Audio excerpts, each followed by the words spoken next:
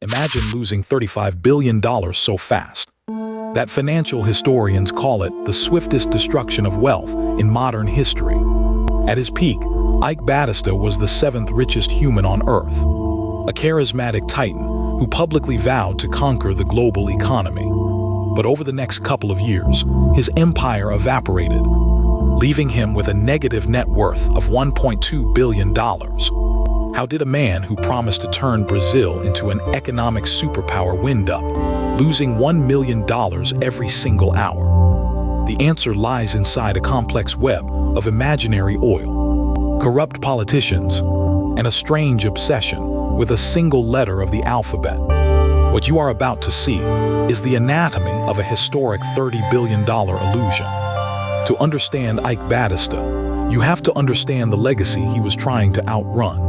Born in 1956, Eike was the son of Eliezer Batista da Silva, a legendary Brazilian businessman and the country's former Minister of Mines and Energy. The shadow of his father's success loomed large, but Eike possessed an intense, almost manic entrepreneurial drive from a very young age. As a schoolboy, he was already calculating profit margins by selling candy on his school bus. Later, while studying in Germany, he supported himself by knocking on doors to sell insurance policies, a grueling experience he credited with teaching him how to sell absolute air to anyone.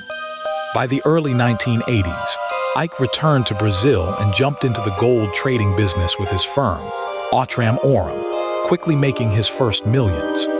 He was a natural salesman, handsome, daring, and obsessed with luck. He believed so deeply in the multiplication of wealth that he placed the letter X at the end of every single company he created.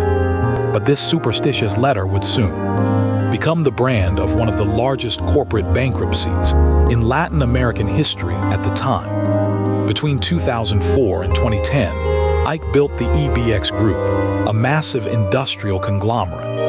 There was MMX for mining, MPX for energy, LLX for logistics, OSX for shipbuilding, and his crown jewel, OGX for oil and gas. To the public, Eike wasn't just a businessman, he was a national savior. In 2008, Forbes officially added him to its billionaire list. By 2011, he was the richest man in Brazil and the 8th richest in the world, boasting a $30 billion fortune. Eike openly declared his next goal. He would surpass Mexican tycoon Carlos Slim to become the wealthiest person on Earth by 2015. And in early 2012, it looked like he would actually do it. His net worth peaked at $35 billion after OGX announced a staggering offshore oil discovery in Brazil's pre-salt fields, claiming the site held 3 to 4 billion barrels of oil. Investors went wild, driving stock prices to the moon. But while the public celebrated, a silent panic was growing among the offshore engineers. What they were discovering deep beneath the ocean floor was about to expose Eike's entire empire as a house of cards. Eike Batista's empire operated on a highly speculative mechanism that resembled a massive, debt-fueled pump-and-dump scheme. Here is how it worked.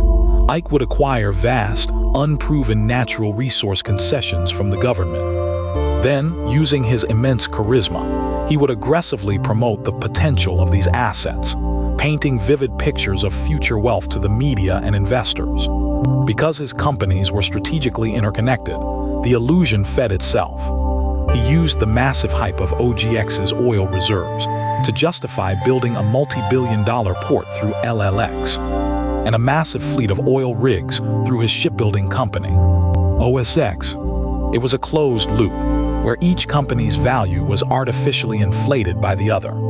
To fund this giant machine, Eike borrowed billions of dollars from international investors and state-backed banks, driving his stock prices to astronomical heights. But to keep the music playing, Eike needed more than just hype. He needed political protection. He began funneling $16.5 million in bribes to the governor of Rio de Janeiro, Sergio Cabral, ensuring that state pension funds and public resources were steered directly into his risky EBX bonds. The first cracks in the illusion appeared in late 2012, when OGX finally began actual production at its Tubarão Azul offshore field. The results were not just disappointing, they were catastrophic. The promised ocean of oil was barely a puddle.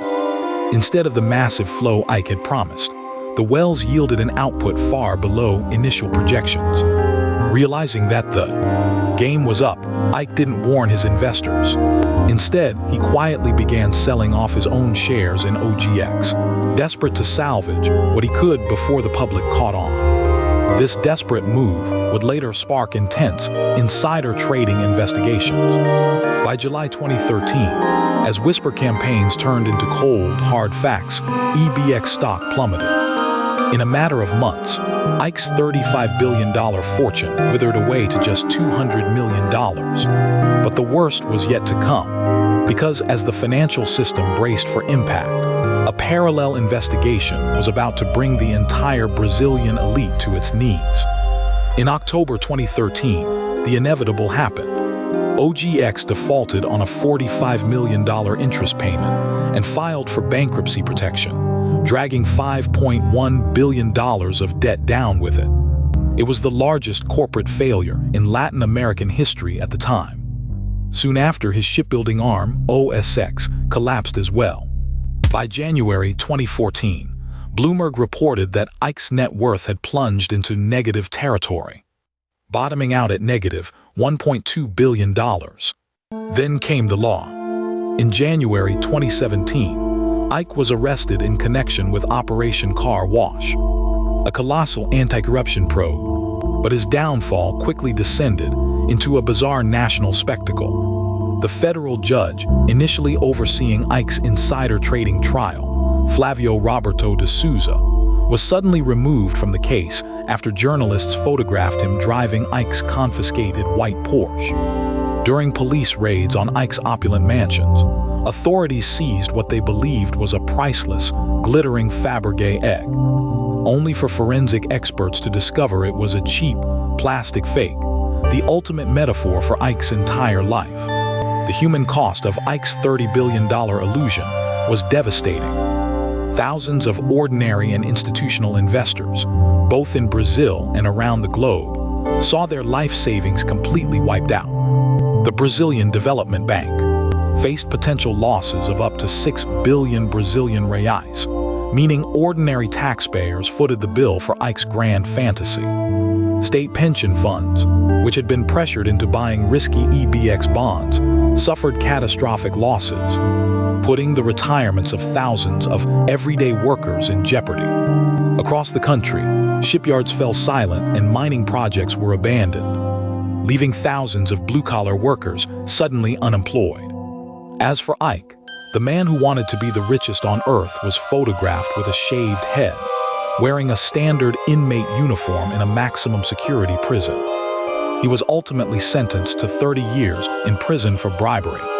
And in 2019, he was hit with a $134 million fine for insider trading. Today, Eike Batista remains a highly controversial figure. Despite his spectacular fall, he has recently tried to launch smaller ventures, even starting a new biotech startup called BRX in 2024. After his empire crumbled, Eike began funding scholarships for geology students, offering them a highly telling piece of advice: study rocks, not spreadsheets.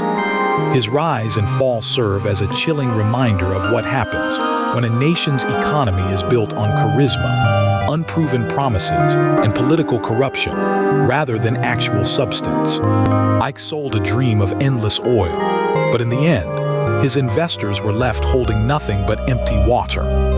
If you want to discover how other massive financial empires are currently being built on nothing but hot air and paper promises, make sure to subscribe to the Collapse Files. In our next episode, we look at another high-flying billionaire whose empire vanished in the blink of an eye. You won't want to miss it.